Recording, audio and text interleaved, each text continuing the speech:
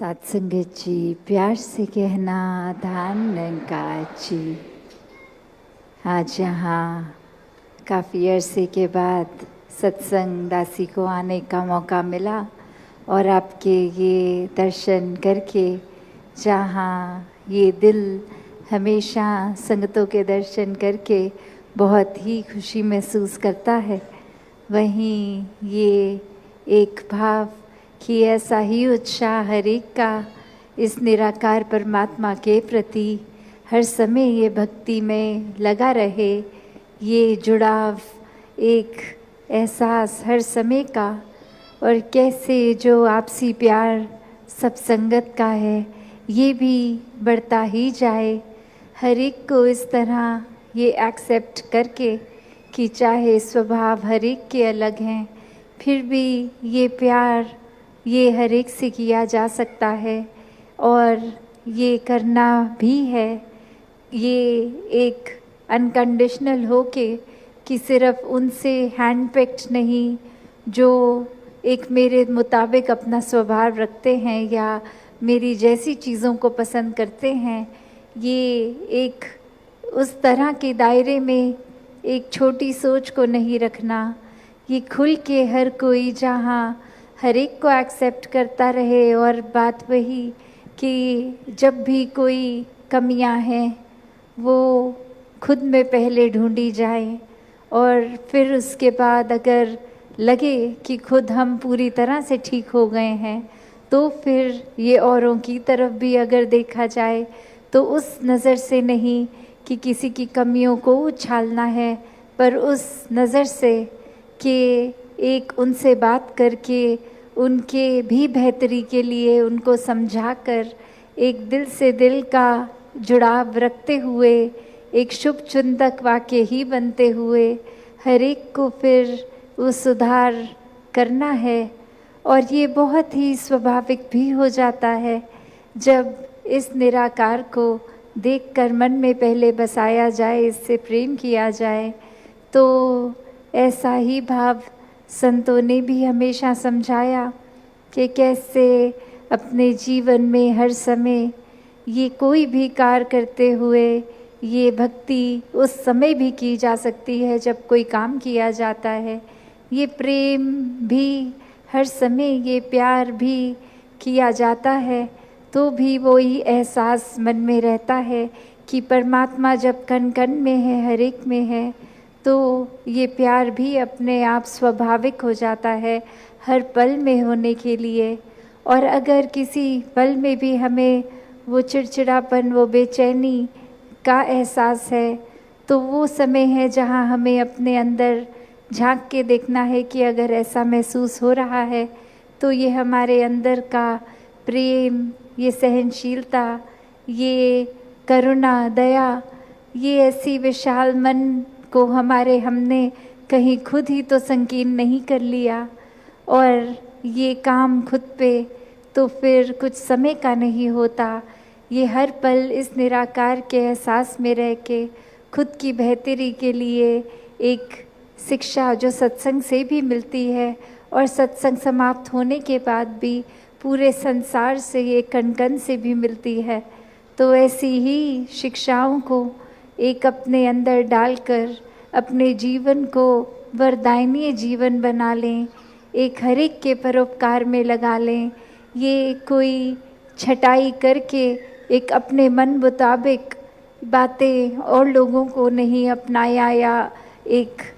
दूर किया जाए, ये हर समय के लिए मन के भाव हों कि हर कोई अपने जीवन में भक्ति को अपनाता रहे, एक दूसरे के लिए आदर सत्कार ही मन में हो। तो ऐसे जो बात ये बोलने के लिए तो बहुत ही बेसिक है, शायद कोई छोटे बच्चे को भी ये एक छोटी उम्र से स्कूल में भी शिक्षा के तौर पे एक मॉरल साइंस के रूप में भी बताया जाता है, तो फिर ये ताउम्र बात को क्यों रिपीट किया जाता है। तो बात वही कि अगर सीखा है तो हो सकता है वो कुछ पल के लिए उस तरह से बात प्रभाव छोड़े, पर अगर वो अंदर से ही बात रहती है तो वो हमेशा के लिए रहती है। उसकी कोई शेल्फ लाइफ छोटी कम देर के लिए नहीं, वो गुण फिर हम पहले खुद ही बन जाते हैं। तो जब हम खुद ही वो गुण बन गए, चाहे वो प्रेम बन गए, चाहे विशालता बन गए, चाहे अनेकों गुण जो जो भी हैं वो बनते जाएंगे, तो जीवन भर वो स्वभाव में भी टिकेगा। तो ऐसा ही जीवन भक्तों का रहा है कि ऊपरी ऊपरी कोई सिखाई नहीं, ये तो रोम रोम अपना इस निराकार के हवाले है और इसी में एकमिक वाली अवस्था है। तो ऐसा ही भक्ति भरा जीवन हर कोई जीता जाए, सेवा सिमरन और सत्संग को प्राथमिकता देते हुए अपने जीवन के हर काम किए जाएं, और उसमें भी फिर वो सेवा रूप ही होगा, चाहे वो किसी प्रकार का भी एक ठीक नियत से किया गया काम हो, कोई चतुर चालाकियाँ ना उसमें मिलें। तो दातार हर एक पे कृपा करे कि हर एक के दिल और कोमल होते जाएं, हर एक के मन के भाव और शुद्ध होते जाएं, हर कोई निष्काम भाव से सेवा करता जाए, एक पूरे संसार के लिए ही एक हमारा एक कंपैशन भी मन में हो, और उसी तरह फिर ये पूरे समाज के लिए, संसार के लिए अपनी कंट्रीब्यूशन वो पॉजिटिव हर कोई देता जाए। हर एक पल इसी के एहसास में जीना संभव है, और ये कोई बहुत कल्पना की कोई किताबी बातें नहीं हैं। हर कार्य करते हुए इसके ही एहसास में अगर रहा जाए तो ये परमात्मा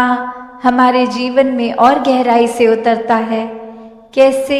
फिर जहाँ बात अभी जिक्र भी अहंकार का हुआ कि कैसे फिर मन हमारा अक्सर इतना ज़्यादा, किसी ने थोड़ी तारीफ क्या कर दी, वो ही बात में इतना अपने आप को श्रेष्ठ मानते हुए एक ऐसी विचारधारा के अंतर्गत रोज जीना उठना खाना बैठना शुरू कि अब हमसे श्रेष्ठ तो कोई नहीं। हर एक जीवन में हमने सोसाइटी में कुछ मान सम्मान पा भी लिया, तो वो मान सम्मान एक किसी तरह की अपनी ही अहंकार का कारण बने नहीं। जहाँ जिस रूप में भी हम जीवन में प्लेस्ड हैं, वो हमारे लिए अहंकार का कारण नहीं, विनम्रता का कारण होना चाहिए। कि अगर कोई जिम्मेवारी किसी रूप में है, चाहे वो घर के ही छोटे यूनिट में जिस तरह का भी, या समाज में या कोई भी, तो वो एक हमें अपॉर्चुनिटी मिल रही है, मौका मिल रहा है और सेवा करने का, अंदर से अपने पात्र को और खाली करने का। क्योंकि फिर वही बात जहाँ एक फाइन लाइन होती है, एक बहुत ही संकीर्ण सी एक रेखा, जो एक हमारे मनोबल की बात और एक अहंकार की बात, कि कैसे एक हम अपनी सेल्फ रिस्पेक्ट और ईगो के बीच में जो एक लाइन है, कि अक्सर हम ये बात तो हर किसी को सिखाया जाता है कि एक दूसरे का मनोबल बढ़ाओ, वो मोटिवेशन बढ़ाओ, पर कहाँ वो मोटिवेशन को अब हमारे ही मन में हमने उस तरह लेना है कि वो एक जिस काम के लिए है वो अपना काम उस तरह करे, वो अहंकार की तरफ ना जाए। अक्सर सूक्ष्म अहंकार की भी बात होती है कि हमें पता तक नहीं चलता कि कब एक छोटी सी जगह से ही हमारे अंदर अहंकार धीरे धीरे घुस रहा है। चाहे वो कोई बड़ा एपिसोड, कोई बड़ी घटना ना हो, एक छोटी सी ही चीज़ कि किसी का कुछ अपने आप से तुलना करके हमने देखा कि उससे ज़्यादा अच्छे हो गए हम किसी बात में, और वहीं किसी के ना जताने पर भी खुद ही इस बात को मन में अहंकार के रूप में लेते जाते हैं, तो फिर ये अहंकार तो अपना घर बनाएगा ही मन में, और साथ ही ये परमात्मा उतना मन से जाएगा भी। तो हमें किसको टिकाना है, किसको नहीं, ये शरीर की भी जब बात हो रही है तो हाँ, ये आत्मा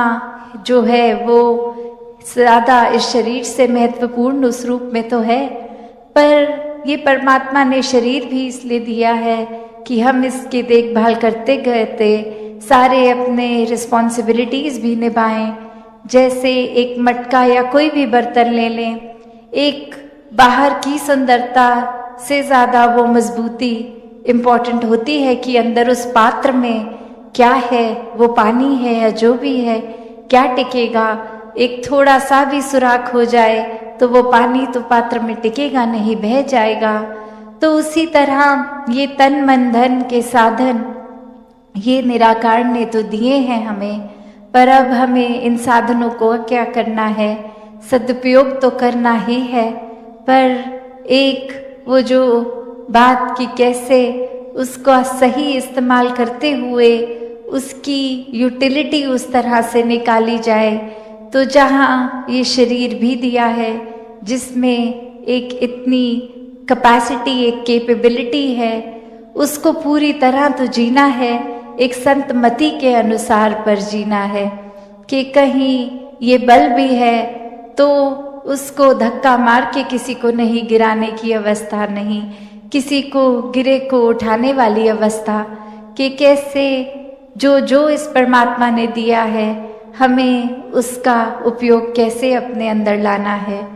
ये आत्मा भी अगर इस शरीर में ही टिकी उस रूप में, तो फिर ये शरीर को सेवा में जहाँ लगाना है, शरीर को स्वस्थ भी रखना है, एक मानसिक रूप हो, एक मन पे चोट हो, उस तरह के भी जो ख्याल हैं जो नेगेटिविटी की ओर लेके जाते हैं, कैसे उसको भी अपने शरीर से दूर रखना है। और अक्सर ये बात भी है कि जब जब हम कोई स्थिति में होते हैं, अचानक से कुछ हो जाता है, तो इंसानी दिमाग ये उसको उस तरह परसीव भी करता है। उस तरह फिर ये जो एक बातें आती हैं कि जीवन में वर्च्यूज भी हैं, वाइसेस भी हैं, तो ये अगर जो अक्सर एक सांस में ही हम बोल देते हैं काम क्रोध लोभ मोह अहंकार, तो ये भी कैसे परमात्मा के अगर हैं दिए हुए, तो इसका भी सदुपयोग हुआ जा सकता है, इसको भी सही डायरेक्शन में लेके जाएं। एक उसका काम जितना है उतना ही रखे, किसी का नुकसान नहीं पहुंचाएं। तो कैसे अपने आप को सब कुछ होने के बावजूद भी ये संतुलन बनाना, ये अच्छाइयाँ बुराइयों का होने पे ध्यान किस पे ज़्यादा देर रखना, कोई ख्याल आ गया नेगेटिव तो उसको मन में इतना गहराई से नहीं बसाना कि हम ही बेचैन हो जाएं, औरों को भी कर दें। वो ख्याल आया तो आकर उसके बारे में कुछ पल सोच भी लिया तो उसको फिर अपने दिमाग से बाहर निकालना है। और ये सोच विचार फिर परमात्मा पे टिकती है, तो कोई भी और चीज़ परमात्मा के अलावा मन में ज़्यादा देर नहीं टिक सकता। फिर चाहे बात ये अटैचमेंट्स की हो, एक अक्सर संसारिक रूप में या आदतों के रूप में जो नशा इत्यादि कोई भी किस्म की लत भी होती है, एडिक्शन भी होती है, तो भी बात वही कि हर चीज़ एक अगर जीवन में कोई भी चीज़ को हटाना चाहे तो भी वो निकालना जाना संभव है। जहाँ एक सपोर्ट सिस्टम की बात होती है, वहाँ बात वो भी होती है कि हर कोई एक हमें बता तो देगा, जैसे सत्संग भी आते हैं, एक अच्छी सत्संग के रूप में सुनते भी हैं बातें, एक जीवन से एक्सपीरियंसेस भी सबके सुनने को मिलते हैं, देखने को मिलते हैं। पर बात वही, अगर हम ही नहीं निकलना चाहेंगे तो ये अच्छी बातें भी कान तक रह जाएंगी, ये मन तक एक चरित्र में नहीं आएंगी। तो कैसे एक दलदल में अगर कोई गिरा इंसान है, उसको 100 हाथ भी अगर मिले, पर उसको अपना एक हाथ तो बाहर खुद ही निकालना होगा कि कोई बाहर खींच ले। तो अगर हम अपने आप को ही सुधारना नहीं चाहेंगे, अगर हम यही मानेंगे कि हम सर्वश्रेष्ठ हैं, हमसे उत्तम और कोई नहीं, तो फिर तो हम सुधरने वाले नहीं हैं। तो फिर ये जीवन वाकई ही कोई भी परिस्थिति का मोहताज नहीं है। फिर तो हर समय ये आनंद, ये सुकून ही जीवन में है, ये शांति, ये कामनेस, ये ब्लिस, हर समय एक यही एहसास फिर चाहे तन स्वस्थ हो या अस्वस्थ, एक ये सुकून मन का वैसा ही कायम दायम रहेगा। तो ऐसा जीवन संतों ने समझाया है कि ऐसा जीवन जीना एक पॉसिबल है, हर एक के लिए ऐसा जीवन जीना एक मुनासिब है। तो कैसे इसको जिए? तो बात वही कि परमात्मा से जुड़ के हर समय के सुकून में रहें। और अब अगर आगे सोचें कि ये ब्रह्म ज्ञान भी जीवन में आ गया, एक निराकार के एहसास में भी रहने लगे, सेवा सुमिरन सत्संग भी करने लगे, पर एक मन का बदलाव अगर नहीं है तो फिर ये ज्ञान भी मन में नहीं टिकता। और मन से जुड़ी हुई जो पहली चीज आती है वो अहंकार तजना, वो एक समर्पित भाव, मन को एक अपने होने के इस एहसास से हटना होगा और इस परमात्मा के लिए हमेशा अर्पित रहना है, एक सेवा में अर्पित रहना है। तो ये सुकून यहाँ समर्पित होने के बाद जो मिलता है, तो कैसे समर्पण के साथ सुकून। तो अपने जीवन में जहाँ हम समर्पण की बात करते हैं, तो ये समर्पण कैसा समर्पण है? एक समर्पण सिर्फ ये तो नहीं कि कभी अक्सर जीवन में हम देख लेते हैं,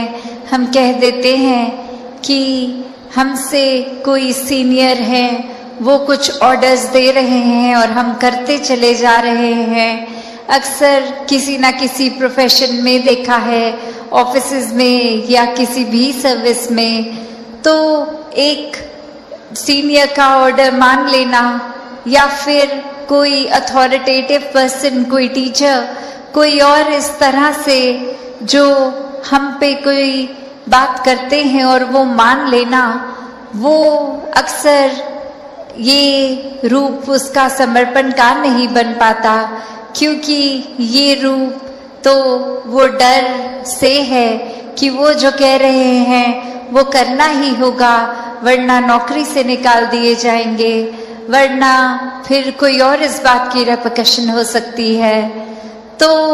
एक वो बात मानना वो हर प्रोफेशन में हो जाता है, पर मन वहाँ समर्पित नहीं होता, वो किसी भय के कारण या किसी और अन्य कारण से समर्पण होता है। तो यहाँ समर्पण होना मतलब एक दिल में प्रेम को रखते हुए प्रेम से समर्पित होना, ये प्यार से अपने आप को खोकर सिर्फ इस परमात्मा का होकर, ये समर्पित भाव मन का अगर इस तरह का समर्पण है तो वो मुबारक समर्पण है। तो कैसे एक अक्सर बात ये होती है कि हमने समर्पण अगर कर दिया तो ये जो इतने सालों में अक्सर अगर हम सोच के भी देखें कि छोटी उम्र से ही पढ़ते लिखते एक डिग्रियां मिल गई, एक हमें कोई और उपाधि मिल गई, तो ये कमाने के लिए चाहे कितने वर्ष लग गए, पर जब समर्पण की बात आती है, अहंकार को तजने की, अहंकार गंवाने की, तो उसमें उतने ही साल नहीं लगते, ये तो एक पल में ही समर्पण हो जाता है। जैसे ही ये मन समझ लेता है कि ये शरीर में नहीं हूँ, ये आत्मा का असली रूप परमात्मा है और शरीर ने तो अपनी यात्रा कुछ सालों में करके इसका एक विनाश हो जाना है, तो कैसे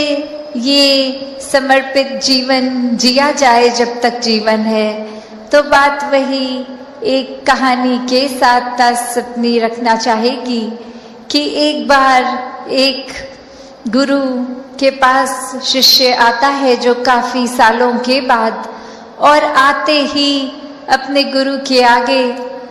1000 सोने की गिनियां दे देता है और ये कहता है कि इतने वर्ष मैंने काम काज किया और बात मन में यही आती रही कि आपके सामने आशीर्वाद लेंगे जब 1000 गिनियाँ पूरी हो जाएंगी। और आज ये बोरी भर के आपके पास ये समर्पित करने के लिए आए हैं और आप इसको कबूल कीजिए। वही वो गुरु वो लेकर सामान अपने शिष्य से कहता है कि ठीक है, तुमने ये दी, मैंने स्वीकार करी, और अब ये जो सामने नदी बह रही है, सारी की सारी ये गिनियाँ उस पानी में बहा दो। और अब वो शिष्य के मन में सवाल कि क्या ये एक क्या ही बात हुई, इतनी मेहनत जो करी कि गुरु को देंगे, और अब वो दे भी दिया, तो उसके बाद वो इसको अपने पास नहीं रख रहे हैं, वो इसको नदी में बहाने को कह रहे हैं। तो वही वो सवाल कि क्या फिर वो समर्पण था कि अगर एक क्या होगा अब उस वस्तु का, जिस तरह हम देना चाह रहे थे वो उस तरह अपनाई नहीं गई, उसको साथ तो कुछ और ही करने को कह दिया। सात संगत जी, धन अंकाज।